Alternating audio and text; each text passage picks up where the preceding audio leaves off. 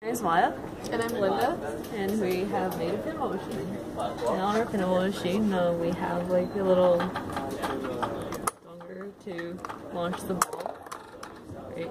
To launch the ball, and we have some flippers to hit the ball, and 3 bumpers.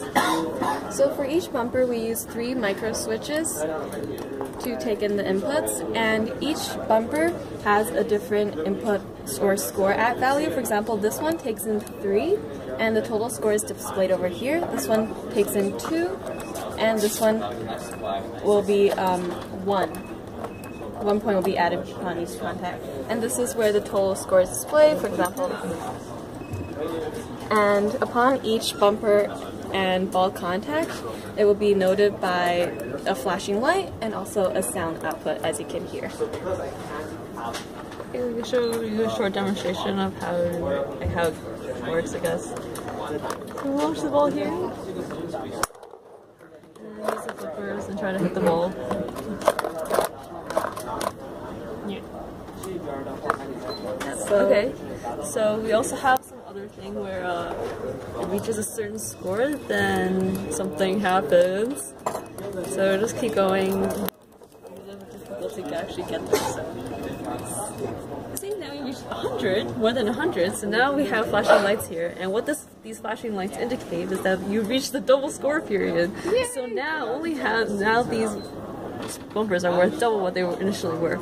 And so if you can see when we look at the score, this one is worth 2 instead, and this is worth 4 instead, and this one is worth 6. Yeah. And we also have a reset button if whenever you're tired of playing the game, reset to the beginning.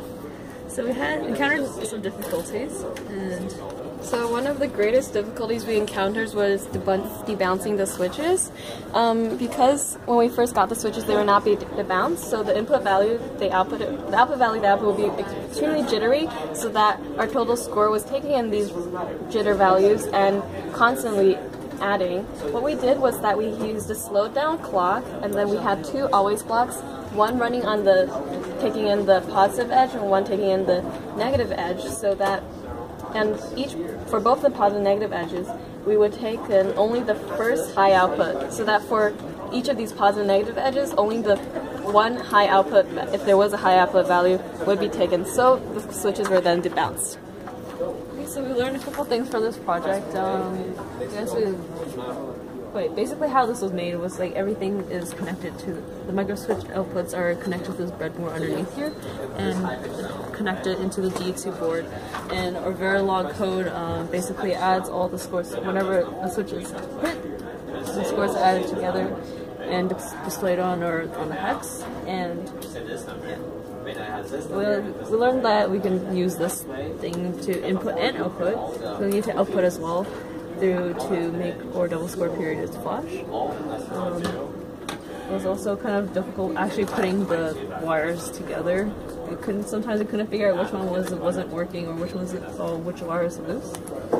And we chose this project just because we can incorporate a lot of things into it and add more things as we needed.